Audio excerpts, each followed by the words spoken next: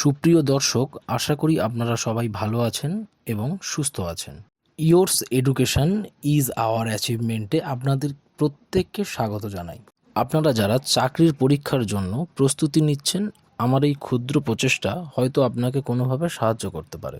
By the way, আপনাদের সাথে রয়েছি আমি সায়ন এবং শুরু করছি সুবিদ দাস স্যারের কম্পিটিটিভ ম্যাথামেটিক চ্যালেঞ্জার বইয়ের শতকরার অধ্যায়ের অঙ্ক।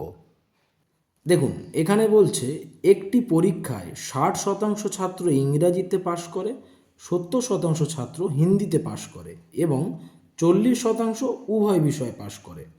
শতকরা কতজন উভয় বিষয়ে ফেল করে? তাহলে আমরা একটা ডায়াগ্রামের মাধ্যমে এই ছাত্রছাত্রীর উভয় বিষয়ে পাশ করা, ইংরাজিতে পাশ করা এবং হিন্দিতে পাশ করার একটা ছবি এঁকে নেব। মনে করি এই বৃত্তটা 60% ছাত্র পাশ করেছে, এই বৃত্তটা 70% ছাত্র পাশ করেছে। যদি আমি এই 60% থেকে 40% বিয়োগ করি এবং 70% থেকে 40% বিয়োগ করি, যেটা পড়ে থাকবে সেটা হলো আমাদের উভয় বিষয় পাশ। তাহলে এটার থেকে 20 আর এটাতে আসে 30। এবার উভয় বিষয়, এই যে জায়গাটা, এটা তো উভয় বিষয়ে পাশ করেছে, এটা কত উভয় বিষয়ে পাশ করেছে? 40%। তাই আমরা 40টাকে মাঝখানে লিখে দিলাম। তাহলে এই কটাকে যদি আমরা যোগ করি, এবার তাহলে মোট উভয় বিষয়ে কত পাশ করেছে সেটা পেয়ে যাব আমরা। তাহলে 20 যোগ 40 আর 40 যোগ 30, অর্থাৎ আমাদের মোট উভয় বিষয়ে পাশ বলতে পারি 90।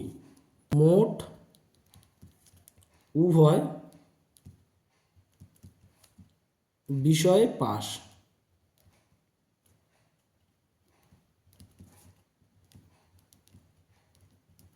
তাই না? আমরা যদি মোট ছাত্রকে 100 ধরি, কেন 100 ধরবো? আমরা তো পার্সেন্টেজের অঙ্ক করছি। তাহলে বলেছিলাম কি, পার্সেন্টেজের অঙ্কের ক্ষেত্রে যে কোনো ভ্যালু সবসময় 100 ধরার চেষ্টা করব। অতএব আমাদের মনে করি মোট ছাত্র সংখ্যা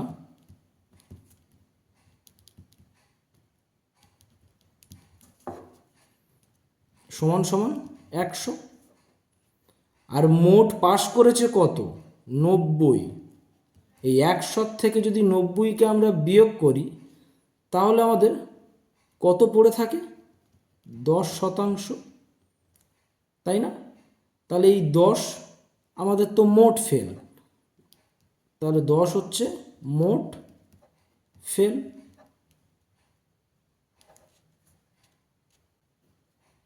অর্থাৎ আমাদের অ্যান্সার এ।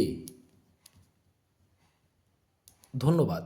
যদি আমার দেয়া এই ভিডিও আপনাদের একটু হলেও ভালো লেগে থাকে কিংবা কোনো উপকারে আসে, তো একটা লাইক দিয়ে সাবস্ক্রাইব করবেন।